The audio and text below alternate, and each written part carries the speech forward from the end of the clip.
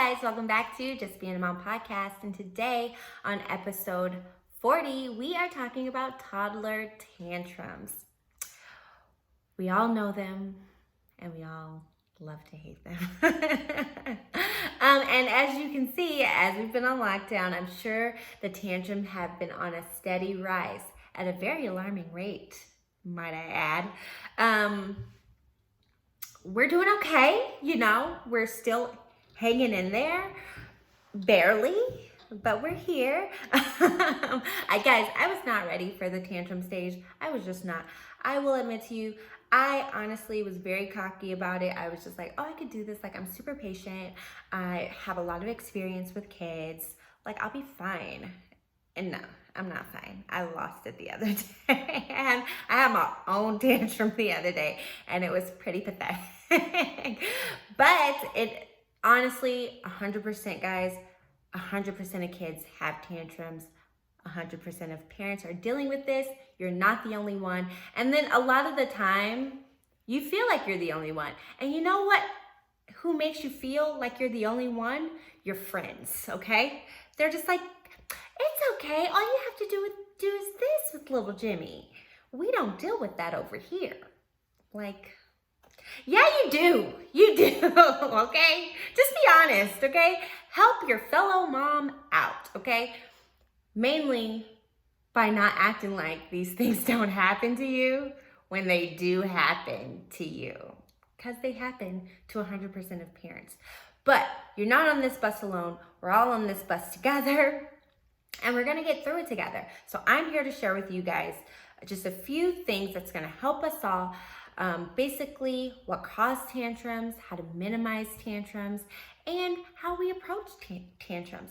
And we just have to make sure we're being consistent. Consistency is super important.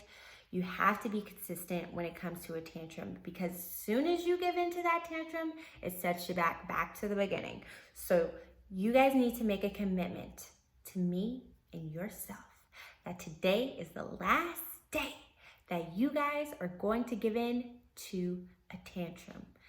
Write it out, sign it, put it on a wall, okay? This is it. This is the last day. I'm not dealing with it anymore. So the first thing you want to know, okay, is what causes these tantrums. And basically, I can sum it up in one word: frustration, okay? When Elijah's having a tantrum, I'm like, can you say that you're frustrated? Are you frustrated? I frustrated it. So cute. I'm going to be so sad when he starts saying it correctly, because it's so cute that he says it wrong.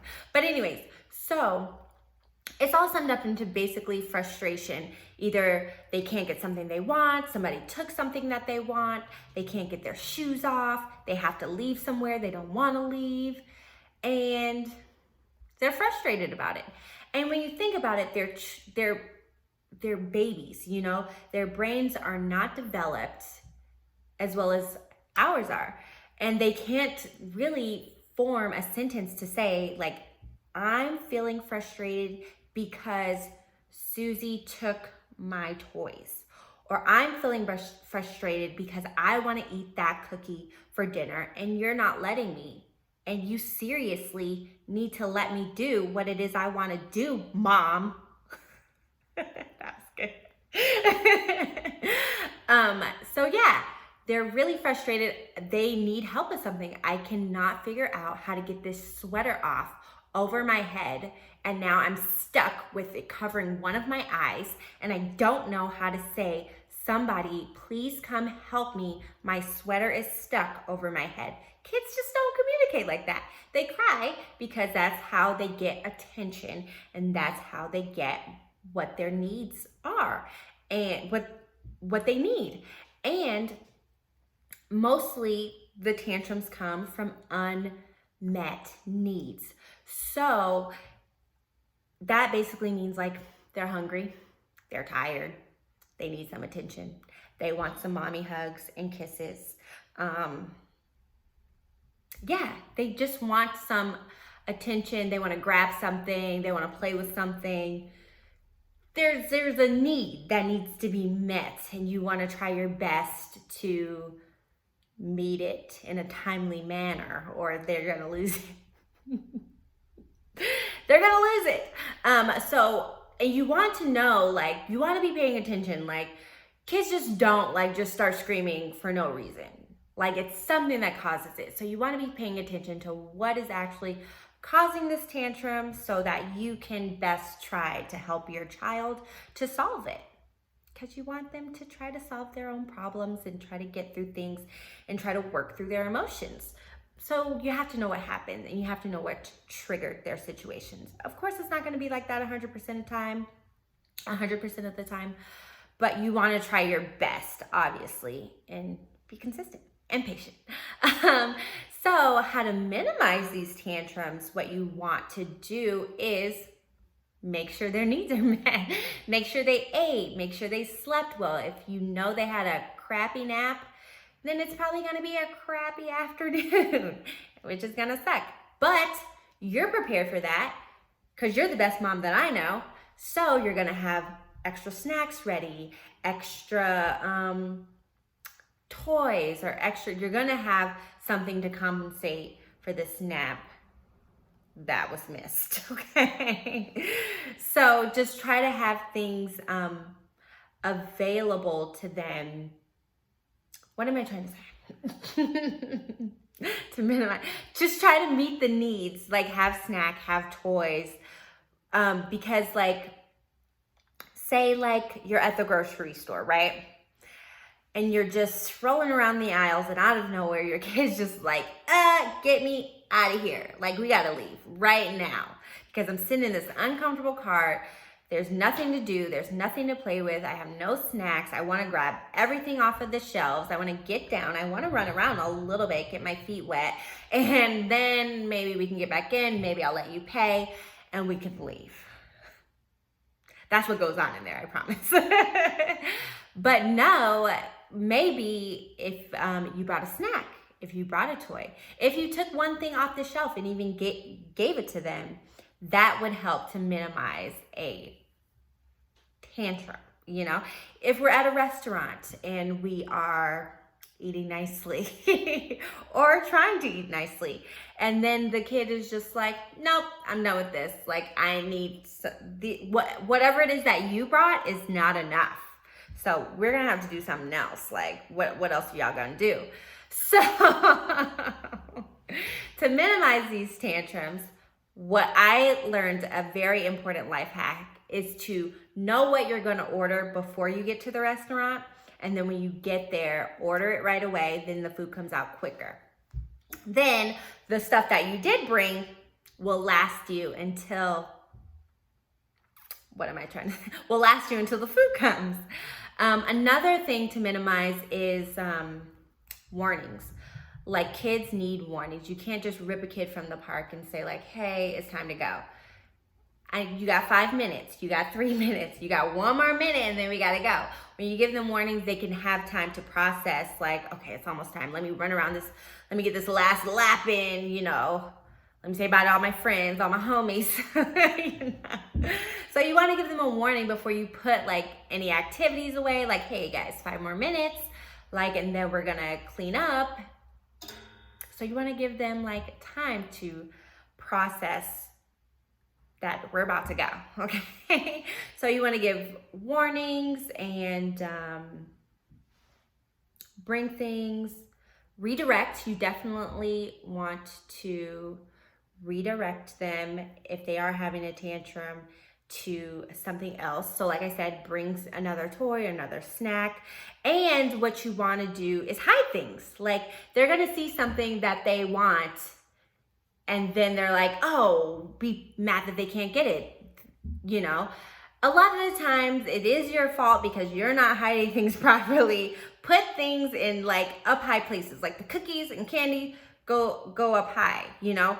And like the electronics, they like get locked up. If you leave your $2,000 computer on the couch and be mad at your kid for like banging on it, that's your fault. Why you leave? Why would you do that? How about this? If your husband leaves $2,000 in cash on the kitchen table and he's like, You can't touch that. You can't do anything with that. You can't go to Amazon with that. You can't go to Target with that. You can't even go to Ulta with that. Who is he talking to? But that's the same exact thing. You'd be pissed. You'd be like, well, what's this $2,000 here for if I can't use it or spend it or put it in savings or something where we got to do something with the $2,000? That's the same thing your kid is saying. Why is this here if I cannot grab it and touch it? So I'm a big fan of hiding things that are valuables. You know, we don't want valuables just out and about, or candy just out and about at arm's reach. You got to put it somewhere they can't see it and they can't reach it. I'm not a big fan of like getting them off from certain things. I do think that they need to be have access to things. It is their home, so they should have access to things. But valuables, put it away, please, friend. And number 3 is how you want to approach these situations. You want to get down on their level. You want to say like objective statements like, hey, I see that you're sad. I see such and such took your toy. I'm so sorry. I am so sorry. Do you need a hug? Do you want me to help you? And you want to try to get them to talk through it. You want to give them some sentences that maybe they can say. Like I said, Elijah says like, I'm like, are you feeling frustrated? He'll say, yeah. Say, I'm feeling frustrated. I'll say, why? And then he'll repeat, like, why? I'm like, because I can't have that cookie. And then we go on to the redirecting, like say, hey, we can't have the cookie right now. But you know what you can have right now? You can have these toys. You can have an orange, or there's some kind of way to redirect them to something that they can have. So you want to help calm them down. And if they're just like not being calm, the calm down corner, it's not technically timeout because it's more of a luxurious situation. I don't think timeout works for kids under 3. They just can't sit anyway. They're not going to sit there. And even if they do, they're not really learning the lesson. So try to save timeouts for over 3. But there's a calm down corner where there's like soft, squishy toys and somewhere where they can just throw their tantrum in a safe place. So try to create that little safe space in your home because it's super helpful. It's like maybe like a bean bag, and there's like a little box with like some toys. It's like dark in the corner, and they can just like help themselves to calm down. Once they do calm down, what you want to do is not necessarily have a full-on combo because they're not really going to get that either. Say, hey, next time we're going to try our hardest to use our words, and mommy's going to help you, okay? And then they're going to say, okay, and you can go play. And that's how you try to gotta approach these situations. Because imagine if you're frustrated, do you want somebody to be like, be quiet, like stop, I've had enough, stop it? No, you want some love, some compassion. Now, even though they may be doing something wrong, they're still trying to earn our trust, you know? Well, no, we're trying to earn their trust. So they want us, what am I trying to say? So they're still working on the trust and the bond, and they want to know that you're still gonna come back and still gonna be calm with me and gentle with me and love on me if that's what I need. And they still definitely need that. So it's definitely a bonding thing between parents. Like they need to know that regardless that you're gonna be there no matter what. And it's consistency, of course, and patience. And with the patience thing, I thought I had enough patience, but I realized like the patience grows. Like I'm never gonna have enough patience. Like I just have to keep adding on and being more patient and more patient. But I hope I didn't ramble too much. I hope you guys got a lot of info from this episode. I hope it helps you guys to deal with some tantrum situations. I hope you guys got a few tips and tricks you guys can use to help you deal with your tantrums. And don't forget to like, subscribe, leave a comment, and I will see you guys next week. Bye.